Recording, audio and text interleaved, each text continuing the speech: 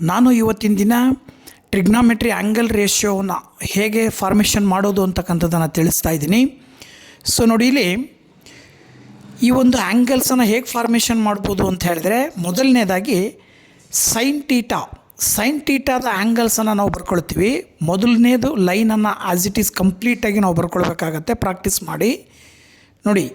Sign 0ಗೆ 0 ಬರುತ್ತೆ, sign 30 ಡಿಗ್ರಿಗೆ 1/2 ಬರುತ್ತೆ, 45ಗೆ 1/√2 ಆ್ಯಂಡ್ ದೆನ್ 60 ಡಿಗ್ರಿನ ವ್ಯಾಲ್ಯೂ ಬಂದುಬಿಟ್ಟು √3/2 ಆ್ಯಂಡ್ ಆಲ್ಸೋ 90 ಡಿಗ್ರಿನ ವ್ಯಾಲ್ಯೂ 1.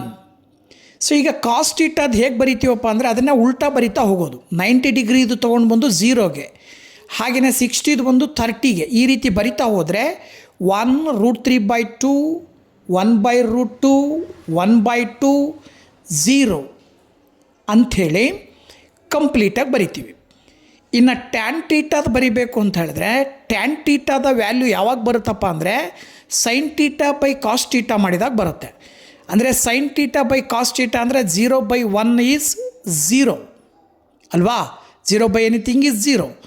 ಹಾಗೆ 1/2/√3/2 ಮಾಡಿದ್ರೆ 2 ಕ್ಯಾನ್ಸಲ್ ಆಗಿ 1/√3 ಉಳ್ಕೊಳ್ಳುತ್ತೆ. ಇಲ್ಲೂ ಕೂಡ √2 ಕ್ಯಾನ್ಸಲ್ ಆಗಿ 1 ಉಳಿತದೆ. ಇಲ್ಲೂ ಕೂಡ 2 ಕ್ಯಾನ್ಸಲ್ ಆಗಿ √3 ಬರುತ್ತೆ. ಇಲ್ಲಿ 1/0 ಅಂದರೆ ನಾವು ನಾಟ್ ಡಿಫೈನ್ಡ್ ಅಂತ ಬರಿತೀವಿ. ಇನ್ನು ಕೊಸಿಕೆಂಟ್ ಟೀಟಾದು ಬಂದುಬಿಟ್ಟು ಸೈನ್ ಟೀಟಾದ ರೆಸಿಪ್ರೋಕಲ್ ಬರಿತಾ ಹೋಗ್ತೀವಿ. 0/1 ಅದು ಕೂಡ ನಾಟ್ ಡಿಫೈನ್ಡ್, 1/2ದು ರೆಸಿಪ್ರೋಕಲ್ಲು 2 ಬರುತ್ತೆ, 1/√2ದ ರೆಸಿಪ್ರೋಕಲ್ ಬಂದು √2 ಆಗುತ್ತೆ, √3/2ನ ರೆಸಿಪ್ರೋಕಲ್ಲು 2/√3 ಬರುತ್ತೆ, 90 ಡಿಗ್ರಿಯ ರೆಸಿಪ್ರೋಕಲ್ 1ರ ರೆಸಿಪ್ರೋಕಲ್ 1. ಇನ್ನು ಸಿಕೆಂಟ್ ಟೀಟಾದು ಕೂಡ ಕಾಸ್ ಟೀಟಾದ ರೆಸಿಪ್ರೋಕಲನ್ನು ಬರಿತಾ ಹೋಗ್ತೀವಿ. ಕಾಸ್ ಟೀಟಾದ ರೆಸಿಪ್ರೋಕಲ್ ಏನು ಅಂತ ಹೇಳಿದ್ರೆ 1 ಇದೆ, 1/1 ಈಸ್ ನಥಿಂಗ್ ಬಟ್ 1.